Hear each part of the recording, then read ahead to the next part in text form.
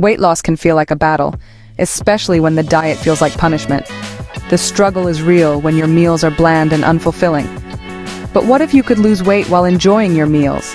Sounds too good to be true, right? Introducing a tasty diet plan that's not just a feast for your taste buds but also friendly to your waistline. Kickstart your day with Gonkatira water, a refreshing and hydrating drink that improves bone strength and aids digestion.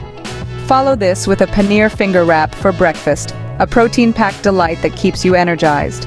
For lunch, savor a mung sprout paneer salad, light, fresh, and full of nutrients. Then enjoy a soothing Sauf Methadona Dalkini tea in the afternoon, promoting digestion and providing a calm break.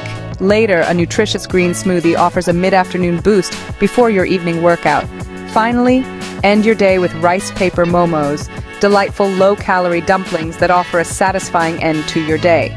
Each meal is designed to be low in calories and high in taste and nutrition, contributing to your weight loss goals. And there you have it, a full day of delicious, nutritious meals that can help you shed those extra pounds. This diet plan isn't just about losing weight, it's about enjoying the journey to a healthier you.